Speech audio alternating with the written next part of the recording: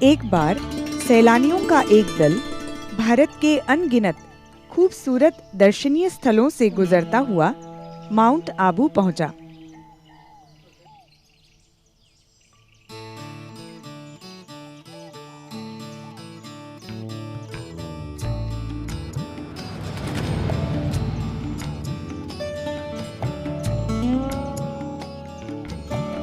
आहा, कितना मनमोहक वातावरण है यहाँ। ऐसा लगता है मानो कश्मीर में आ गए हों।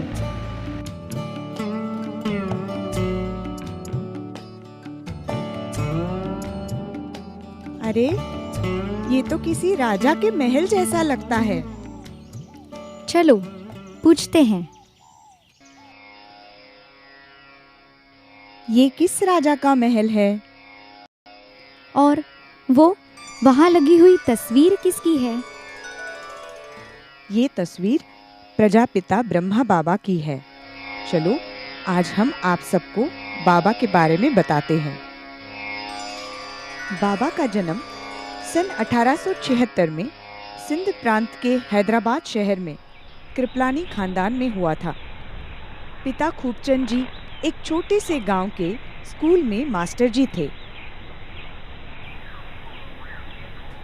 बच्चों, तुम्हें भी राजा हरिश्चंद्र की तरह सदा सच्चाई की राह पर चलना है और श्रवण कुमार की तरह अपने माँ बाप की सेवा करनी है। बधाई हो मास्टर जी, भाभी जी को लड़का हुआ है। सच? इनके बचपन का नाम लेखराज था। बालक लेखराज की किस्मत में माँ का प्यार बहुत ही कम था। असमय ही माँ की मृत्यु हो गई। प्यारे लखी, आज अगर तुम्हारी माँ होती तो तुम्हें इतना सयाना देख कितना खुश होती। बाबा, आप कितने अच्छे हैं। मैं आपकी और मम्मा की आश अवश्य पूरी करूंगा।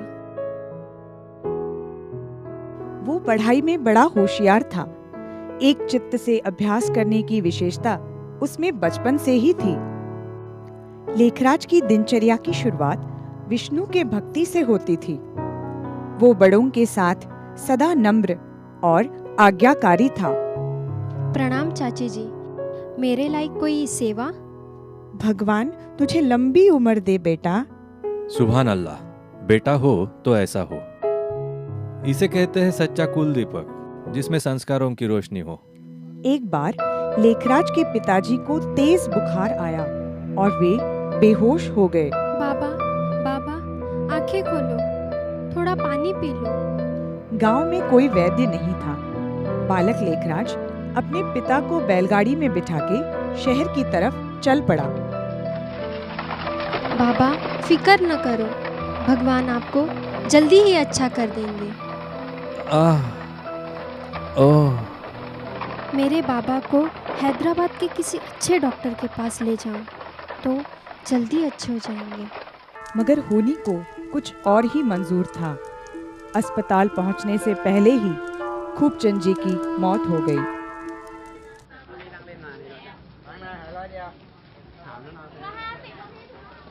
पिता की मृत्यु के बाद लेखी बड़े भैया के साथ उनकी अनाज की दुकान संभालने लगा। माफ करना बाबू, एक आना कम है। इस उम्र में ज्यादा काम नहीं कर पाती। कोई बात नहीं माई, जब हो तब दे देना। यूं तो मुफ्त में बांट बांट कर ये तो मेरा धंधा चौपट कर देगा। घर पहुंचते ही बड़े भैया गुस्से से बरस पड़े। तंग आ गया हूं मैं तेरी इस दरिया दिली से। धंधा दिल से नहीं, दिमाग से किया जाता है। अब मुझे किसी और धंधे की तलाश करनी होगी। फिर वे जवाहरात का धंधा सीखने के लिए बंबई गए।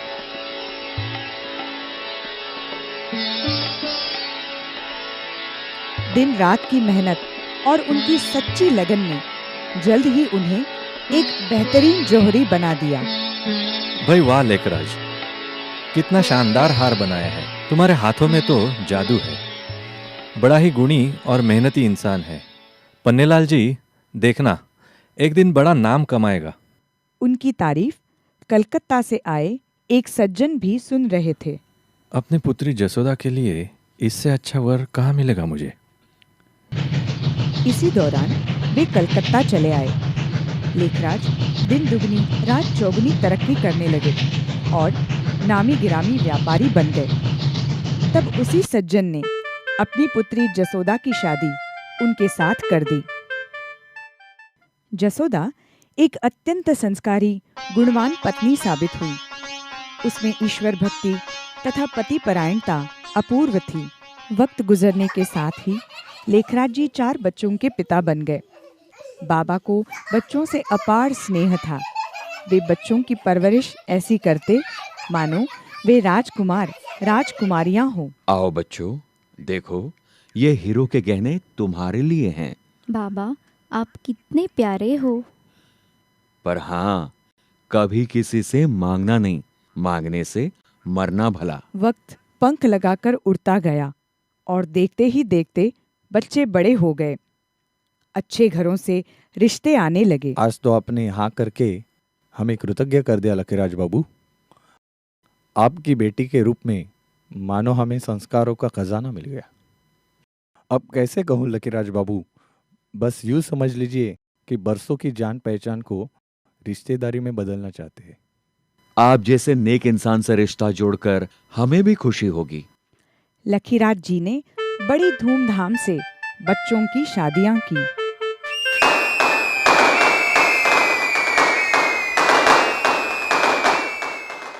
बेटी, खानदान संस्कारों का आईना होता है। अब ससुराल ही तेरा घर है। कभी किसी को शिकायत का मौका मत देना। जी बाबा। लो बहू, तुम्हारे बाबा तुम्हारे लिए हीरे की अंगूठी लाए हैं। बहू, हमारे यहाँ सब कुछ है, हर घर से कुछ न लाना। और देखो, मान तब रहे जब कोई कुछ दे और तुम न लो।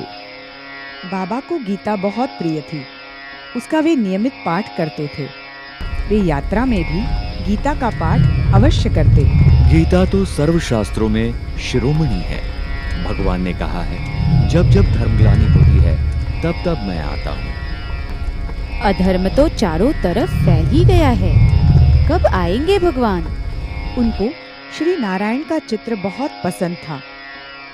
एक बार एक चित्रकार शेषशैया पर लेटे श्री लक्ष्मी नारायण का चित्र बनाकर लाता है। चित्र तो बड़ा ही सुंदर है। श्री नारायण कितने प्रशांत लगते हैं। पर श्री नारायण के पांव दबाती हुई श्री लक्ष्मी का चित्र निकालकर दूसरा चित्र बनाना, जिसमें श्री लक्ष्मी का गौरव बना रहे। कलकत्ता में उनका जवाहरात का बड़ा व्यापार था। बड़े बड़े राजा और रईस ग्राहक रूप में उनके यहाँ आते रहते थे। लकीराज बाबू कभी झूठे हीरे नहीं देते। सही फरमाया आपने मुनीम जी। अपने लकीराज बाबू विश्वास का दूसरा नाम है। आइए लकी बाबू, बैठिए। आज क्या क्या लाए हो, देखे। इस बार आपकी पसंद के गहने लाए हैं हम। वे बड़े ही सत्यप्रिय तथा धर्मनिष्ठ थे। राजा रईस लोग जब कलकत्ता आते तो पार्टी में शुद्ध शाकाहारी व्यंजन, फल, मेवा, मिठाई आदि परोसा जाता था। लकीराज बाबू, आपकी पार्टी तो फीकी फीकी रही। हम आपको शराब और मांस थोड़े ही देंगे। हमारे आगे तो धर्म बड़ा है। भाई वाह, लकीराज बाबू उसूल के बड़े पक्के हैं। बड़े बड़े राजा लोग उन्हें अक्सर आमंत्रित करते थे। बाबा का उन्नत भाल, उदात्त मुख मुद्रा, दिव्य गुण और प्रभावशाली व्यक्तित्व देखकर राजा लोग कहा करते, लकीराज बाबू, भगवान ने भूल कर दी है जो हमें राजा बनाया। राजा तो आपको बनना चाहिए था। ये तो आपका बड़प्पन है राजा साहब। आपका स्वास्थ्य आजकल ठीक नहीं है। नेपाल नरेश को सूचना भिजवा दूं कि आप नहीं आ रहे हैं? नहीं मुनीम जी, निमंत्रण को ठुकराना मेजबान का अपमान होगा। हम अवश्य जाएंगे। नेपाल नरेश ने सिंहासन से उतरकर उनका स्वागत किया और खूब मेहमान नवाजी की। एक बार उदयपुर के महाराणा ने बाबा को सब परिवार आमंत्रित किया और जब तक बाबा नहीं आए तब तक महाराणा ने दरबार रोक कर रखा। इस प्रकार दरबार कभी रुका नहीं था। महाराणा साहब, दरबार का वक्त गुजरता जा रहा है। महामंत्री जी, जब तक हमारे शाही मेहमान पहुंच नहीं जाते, दरबार शुरू नहीं हो सकता। वहां पहुंचते ही बाबा ने देरी से आने के लिए विनम्रता से क्षमा मांगी। माफ कीजिए राणा साहब, सफर में वक्त थोड़ा ज्यादा लग गया। मेहमान देवतुल्य होते हैं लखीराज बाबू, माफी मांगकर हमें शर्मिंदा ना कीजिए। महामंत्री जी, अब दरबार शुरू करवाइए। एक दिन कोई सुनार अपने 2 बच्चों को लेकर बाबा की दुकान पर आया। लखीराज बाबू, इन हीरो को गहनों में जड़ना है। सितारों जैसे चमकते कांच के टुकड़े कितने सुंदर हैं। एक पुड़िया ले लूं? अरे, ये तो एक ही पुड़िया है, दूसरी कहाँ गई? उन्होंने किसी से कुछ नहीं कहा। वे किसी पर कभी अविश्वास नहीं करते थे। शायद सुनार के बच्चों ने खेलने के लिए ले ली होगी। बाबा को अपने घर देख सुनार बड़े आश्चर्य में पड़ गया। बाबूजी, आप मेरे घर? तुम्हारे बच्चों को मिठाई देना भूल गया था, सोचा चलो बच्चों को मिठाई दे आऊं। अरे, अब क्या होगा? बाबूजी को मालूम? मीठे बच्चे, तुमने खेलने के लिए दुकान से पुड़िया ली थी ना, वो कहाँ है? मैंने नहीं, बड़े भैया ने ली थी, छत के नीचे रखी है, ले आऊं? अब मुझे ये बताओ, तुम्हें ये हीरे क्यों चाहिए थे? हमने सोचा ये चमकीले कांच के टुकड़े हलवाई को देकर खूब मिठाई खाएंगे। ऐसे बिना पूछे कोई चीज लेना बड़ी गंदी बात होती है प्यारे बच्चे। अब जब भी तुम्हें मिठाई खानी हो तो मुझसे कहना। बाबा मेहमानों का स्वागत ऐसे करते जैसे घर में देवता पधारे हों। अतिथि सत्कार को वे धर्म समझते थे। आइए आइए, आपने हमारा घर पावन किया। बाबा का एक दोस्त बनारस में रहता था। जब अपने परिवार से तंग आ जाता तो बाबा से मिलने चला आता। कितना शांत चेहरा, कितनी प्रेम भरी मूर्ति, कितनी अपूर्व शांति मिल रही है। अरे आओ मित्र, तुम्हें इतने दिनों बाद याद आई मेरी।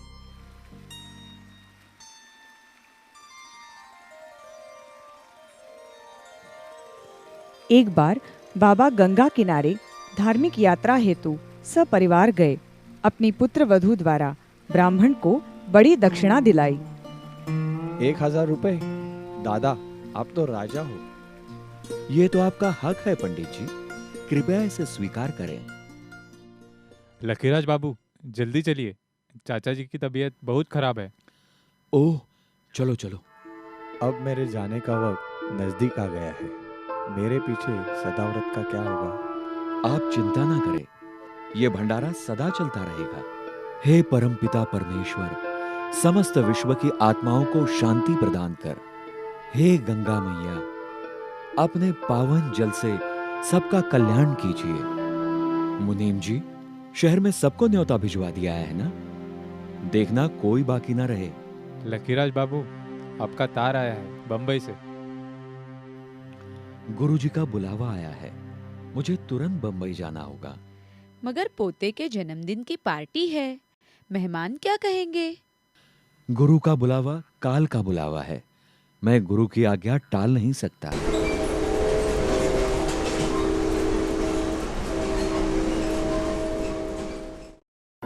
ये गुरु का ही प्रताप लगता है। ओहो प्रभु, मैं तो धन्य हो गया। गुरुजी, क्या ये आपकी ही कृपा थी? कैसी कृपा लखी? बाबा मन ही मन समझ गए, गुरु इस संबंध में कुछ नहीं जानते। फिर बाबा का मन सच्चे सद्गुरु परमात्मा की ओर खींचने लगा। मिल गया खजाना, मिल गया माला माल, रत्न ही रत्न, मिल गई चाबी, मिल गई। आहा, आनंद ही आनंद, शांति ही शांति, इसी की तो तलाश थी मुझे। एक दिन बाबा को निराकार ज्योतिष स्वरूप परमात्मा शिव का साक्षात्कार हुआ। परमात्मा प्रकाश का दिव्य स्रोत जैसे उनके ऊपर आ रहा है। पाना था सो पा लिया, अब बाकी क्या रहा?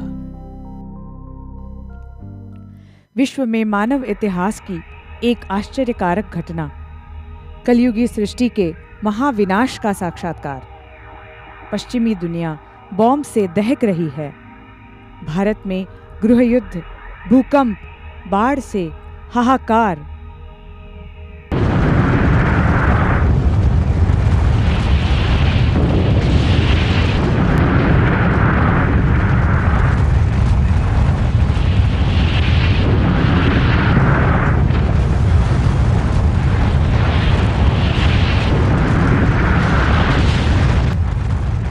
बस करो प्रभु, बस करो। ये भयानक दृश्य और नहीं देखे जाते।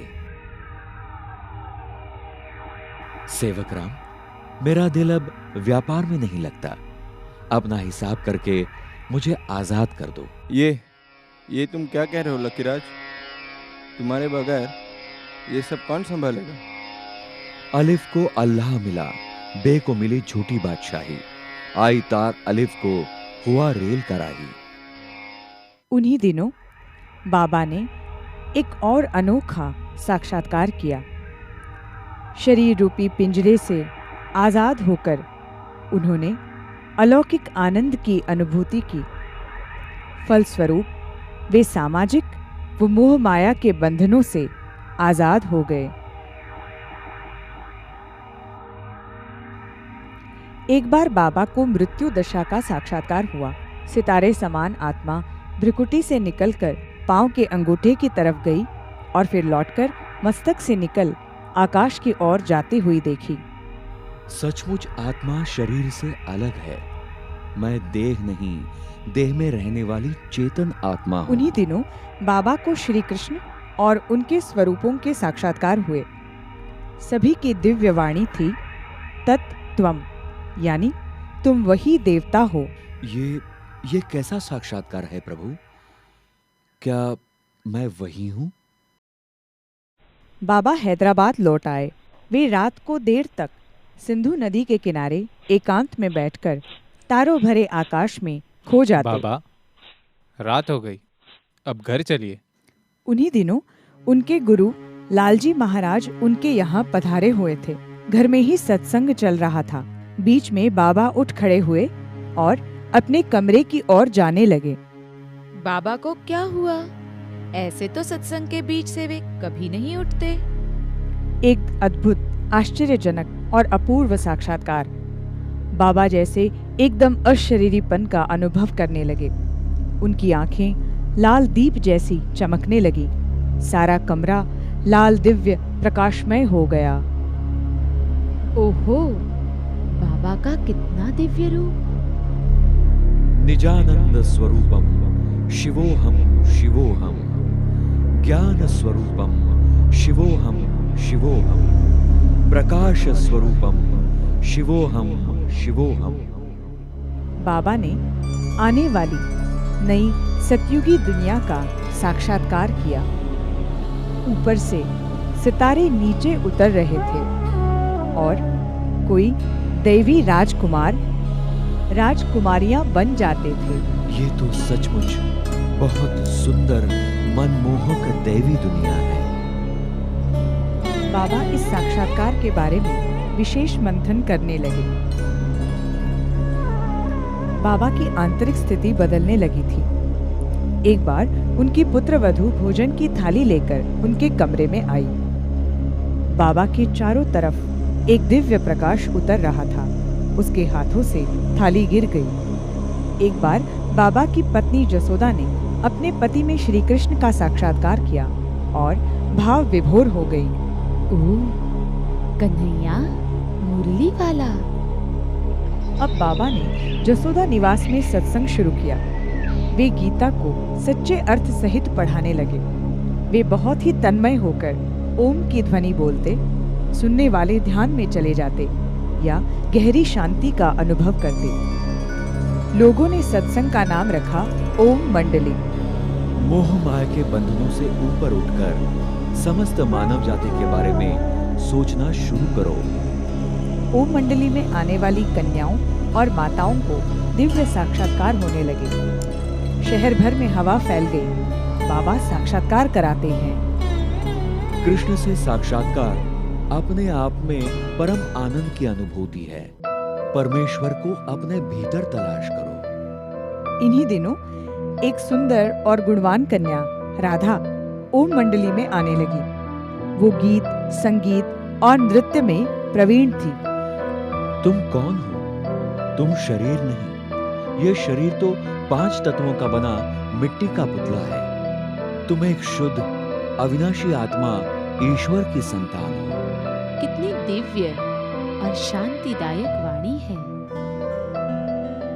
यही आगे चलकर यज्ञ माता जगदम्बा सरस्वती बनी, जिसे बड़े प्यार से सभी मम्मा बुलाने लगे।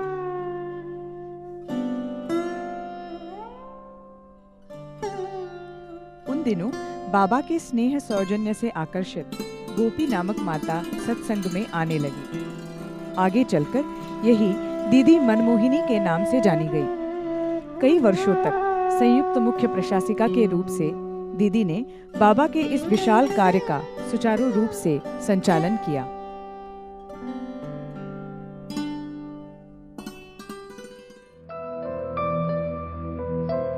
रामा नामक की एक कन्या ने स्वप्न में देखा, मखमली हरियाली वाला विशाल मैदान है और बाल कन्हैया हंसता हुआ इशारे से बुला रहा है। अरे, ये दिव्य श्वेत वस्त्रधारी पुरुष कौन? सपने में यही तो थे। वह कन्या उसी दिन से इस ईश्वरीय सेवा में समर्पित हो गई। आगे चलकर यही दादी प्रकाशमणि के नाम से प्रसिद्ध हुई। लगभग 4 दशकों तक इस संस्था की मुख्य प्रशासिका बनकर आपने ईश्वरीय सेवाओं को देश विदेश में फैलाया।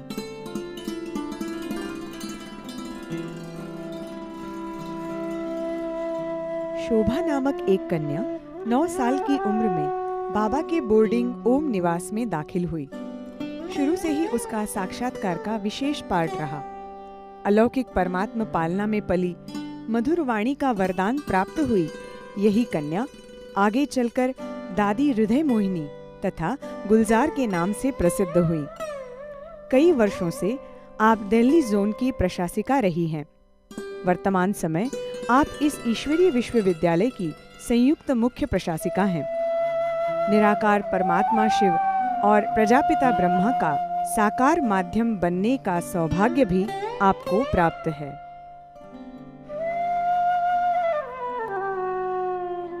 परमात्मा के प्रति सच्ची लगन रखते हुए सन 1937 से ही ईश्वरीय ज्ञान और योग साधना से जुड़ी हैं दादी जानकी जी।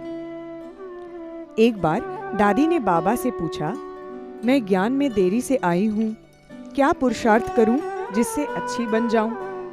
तो बाबा ने उन्हें 12 बार मुरली पढ़ने को कहा। तब दादी ने कहा, बाबा 24 बार पढ़ूंगी तो और अच्छा बन जाऊंगी ना। स्वयं भाग्य विधाता भगवान का हाथ जिनके माथे पर रहा, वो दादी जी उमंग, उत्साह, अथकपन की मूर्ति हैं। ईश्वरीय ज्ञान को सरल शब्दों में सुनाना आपकी विशेषता है। सन 1974 से विदेशों में अनेक सेवा केंद्र खोलने के आप निमित्त बनी। आपको most stable mind in the world के खिताब से नवाजा गया है। वर्तमान समय इस ईश्वरीय विश्वविद्यालय की मुख्य प्रशासिका के रूप में आप कार्यरत हैं। बाबा, मैं बहुत दुखी हूँ। मेरा पति मर गया है। अब मैं किसके सहारे जीऊंगी? बच्ची, पति का रिश्ता शरीर से था। तुम तो एक अविनाशी अमर आत्मा हो। तुम्हारा रिश्ता तो सीधा परमेश्वर से जुड़ा है। उसकी तरफ ध्यान दो। बाबा, अब मेरा दुख दूर हो गया है। आपके शब्दों के जादू ने मेरे मन मंदिर में उजाला फैला दिया है। बाबा, घर में पिताजी बहुत शराब पीते हैं। जीना मुश्किल हो गया है। कल उन्हें मेरे पास ले आना। तुम अपना परिचय जानते हो? तुम्हारा शरीर मंदिर है और तुम उसमें रहने वाली पवित्र आत्मा। क्या देवता को शराब का भोग लगाते हैं? क्या मैं देवता? मेरा शरीर मंदिर,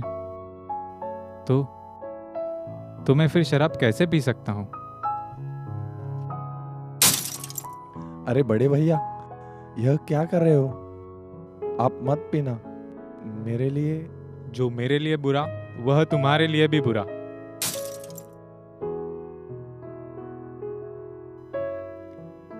बाबा कन्याओं की पितृवत पालना करते थे, साथ साथ उनमें पवित्रता के संस्कार भी दृढ़ कराते थे।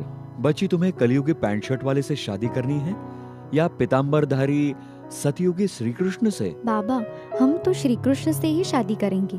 बाबा, कल गाड़ी भेजना। कल जो होगा देखा जाएगा। बच्ची, जागो। तुम्हें हर एक आत्मा की ज्योति जगानी है, विश्व का कल्याण करना है। बाबा, आप सचमुच भगवान हैं। मैं पहचान नहीं सकी।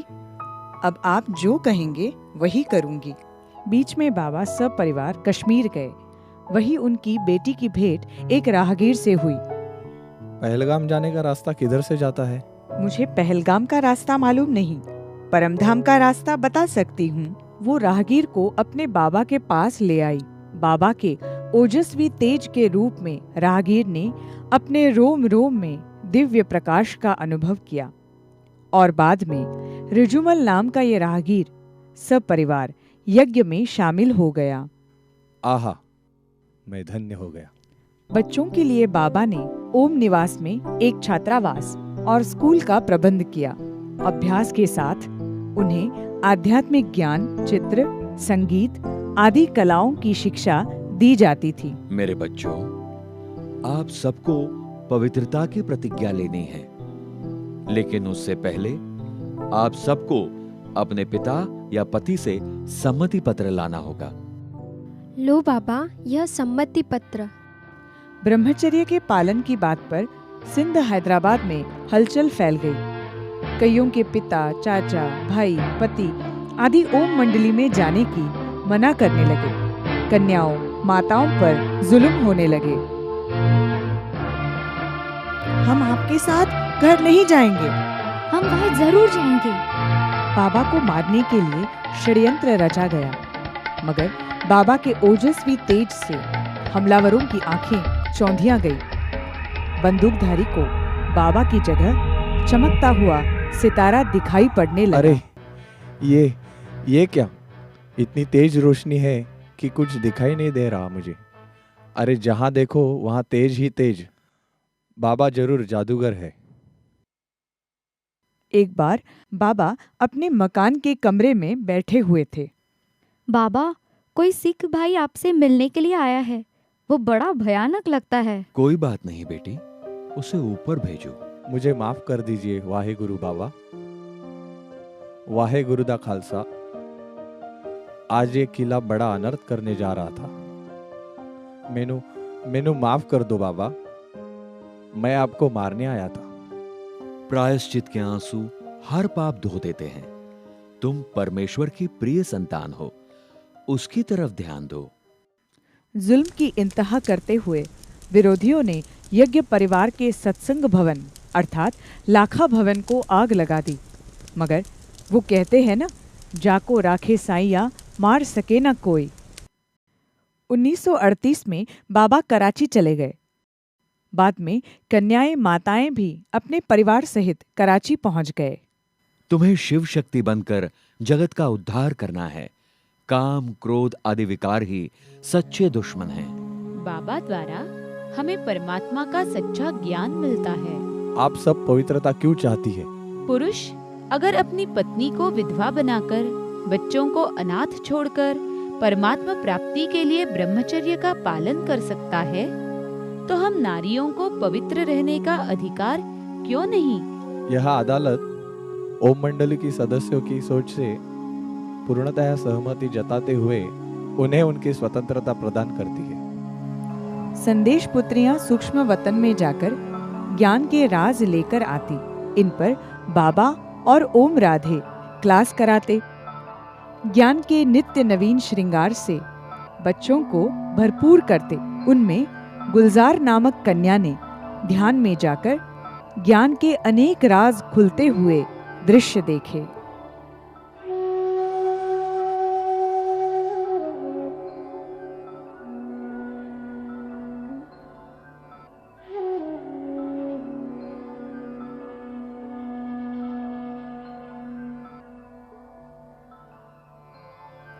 धीरे धीरे इस रुद्र ज्ञान यज्ञ में कई भाई बहनें सपरिवार समर्पित जीवन का दिव्य अनुभव करने लगे।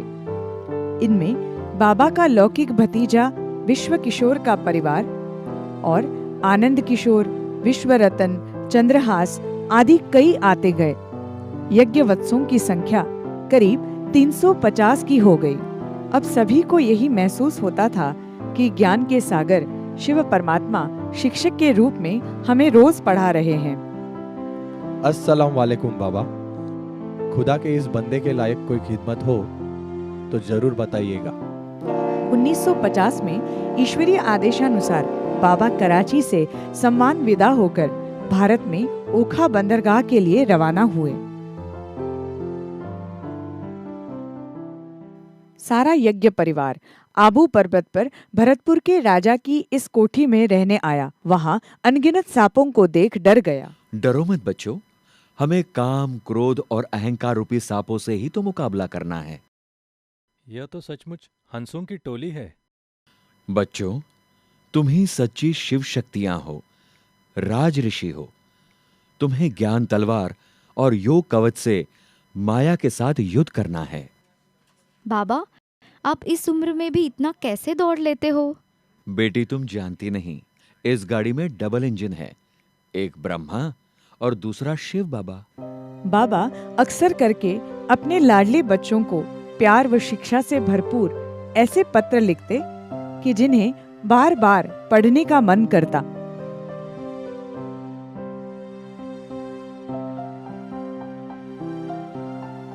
बाबा ने 5 मई 1939 को गांधी जी को एक खत लिखा। प्यारे गांधी जी, पूर्ण स्वराज्य की प्राप्ति ईश्वरीय ज्ञान और दिव्य साक्षात्कार के बल से प्राप्त हो सकती है। आत्मिक बल से ही विज्ञान बल को जीता जा सकता है।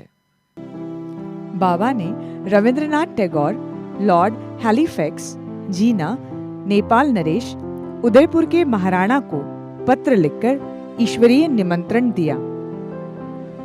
मम्मा सभी यज्ञवत्सों को पुरुषार्थ में आगे बढ़ाती। अपनी आत्मशक्ति को जागृत करो और फिर कोशिश करो खुद को सच्चे अर्थों में पहचानने की। परमात्मा शिव ने तीनों लोकों का राज ब्रह्मा मुख द्वारा बताया। साकारी पृथ्वीलोक, आकारी सूक्ष्मलोक और निराकारी ब्रह्मलोक।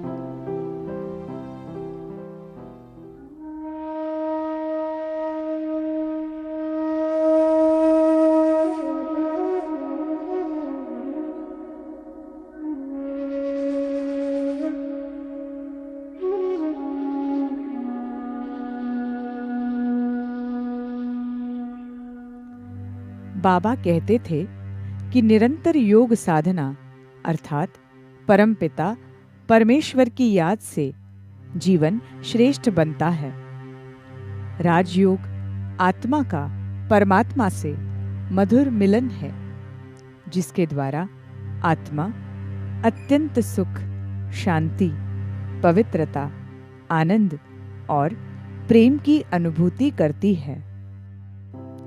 ब्रह्मा कुमारी बहनें भारत भूमि की चारों दिशाओं में शिव बाबा का संदेश सुनाने पहुंच गईं।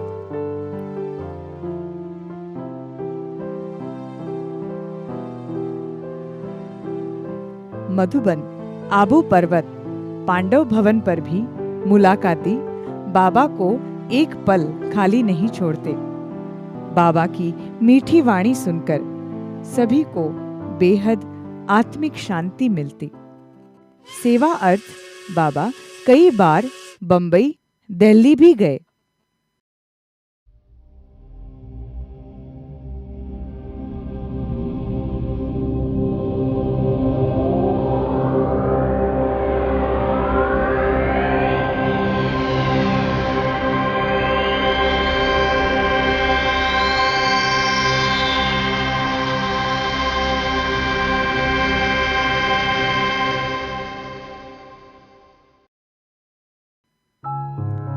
इस प्रकार अपने मन, वचन, कर्म से हर आत्मा में शांति और पवित्रता का बल भरते ब्रह्मा बाबा संपूर्णता को प्राप्त कर 18 जनवरी 69 को अव्यक्त हो गए।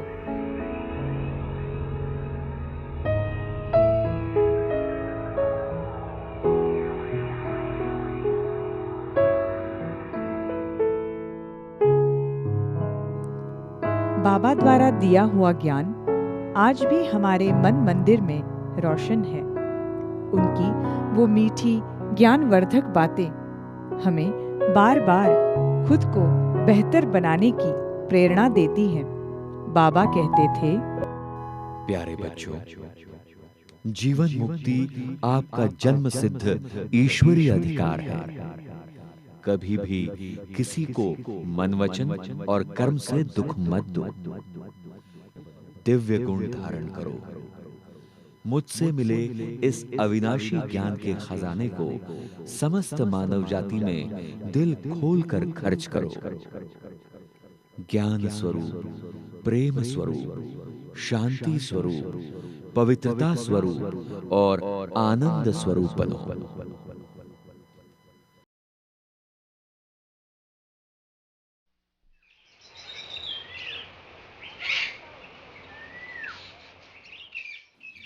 बाबा का शरीर भले ही आज हमारी आंखों से ओझल हो गया, मगर वो महान आत्मा हमारे रोम रोम में विराजमान है और अपने अमर दिव्य ज्ञान से सदैव हमें परमात्मा की ओर प्रेरित करती रहेगी। आपने बाबा के बारे में बताकर हमारे जीवन को एक नई दिशा दी है। क्या हम यज्ञ परिवार में शामिल हो सकते हैं? आप सभी आत्माओं का स्वागत है।